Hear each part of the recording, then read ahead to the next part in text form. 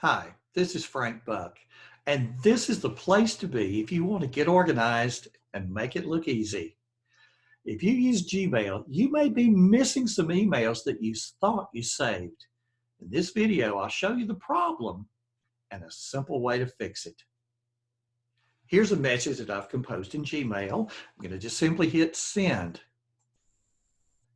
Now, if I want to go back to that message, if I need to resurrect it for some reason, where can I go? Well, we simply go to the sent items. I just simply click on sent, and over in sent, there it is. Anytime I need to go back to it, there I am. Now, one very important thing I want to point out to you that you may not have realized is this. Let's look at the URL that's up above here. Every Gmail message has its own unique URL. If I copy that, and then I could go to a new browser, paste, and it's going to pull up that particular message. This is huge. This is huge. If I go to, say, my task manager, which I use Remember the Milk, let's say I wanted to follow up with this particular person to make sure that they were acting on the email that I sent them. If I go over to my task manager to Remember the Milk, I could just add a task to trigger myself to follow up with them. Maybe say, Cabrio response on email. And then what I can do is paste into the notes section of that task the link. So several days go by, I haven't heard from Cabrio. I see this come up on my task list. I pick up the phone to call this particular person, and when the other person answers, I can get back to this particular email by just clicking on the link over here in the notes section. Or if that particular person happened to call me, I could just search my task list for that person's name, see what was coming up regarding that person, and then over in the notes section, click and bam, there is the actual email for any particular email that I'm interested in. Now, to take this a step further, this URL that you see at the top is going to be good for the entire conversation if you have what's called conversation mode turned on. Or click the cog and go to settings. Over on the general tab, I can scroll down and conversation mode, conversation view is turned on.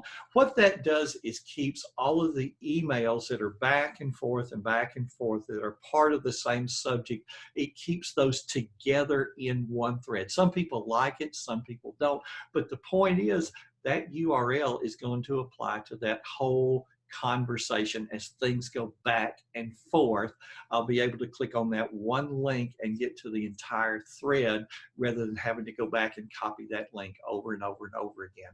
So let's look at the life cycle of this particular email. I have sent the email, so it's in my sent items. The other person responds to that email, so where is it now? I've gotten a reply on my message. Let's take a look at it. Okay, would like to get some more information. Do you have anything else? Well, this is now not the end of this thread. I now need to respond. If I didn't need to respond, if this was the end of that chain, I could simply archive this particular piece of information, this particular message, by just clicking on the little archive button.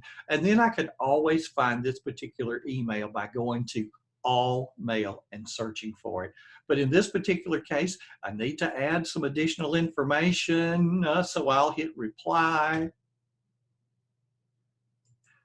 And I'll just add some more information that I had on there, and I will send.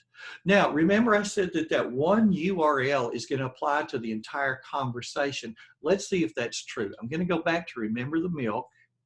So here was that task. Here was that one URL. Let me click on it, and let's see what that brings up. So here is every one of the messages so far in this thread. All looks great to this point. Now, we're going to wait for the next response, and you're going to see what the problem is that's going to cause you to lose some email messages. Ah, look, we've gotten another reply. Let's take a look at it. Ah, simply says thanks. Okay, so that's definitely the end of the email thread. And I don't need to say thanks. I could just delete that, right? So I delete that. I think nothing of it.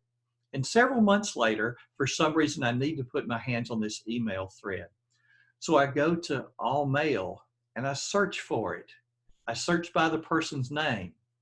I'm not finding it. I search by the subject line, ABC Project. I'm not finding it. I even search by date. I'm not finding it. The dreaded thanks. We get it all the time. You and I respond that way just to let the other person know, yes, I got the information, and the other person deletes it. Or you get that kind of information. You delete it. And when you delete thanks, you delete the entire thread. That's why you're losing messages. The moral of the story is simple. When it comes to Gmail, be quick to archive and slow to delete. Sure, delete the single junk emails, but be careful when deleting an email that's part of a thread if the rest of the thread is of any value. If you've been having trouble finding emails you think you saved, now you know why. Hey, are you on my email list?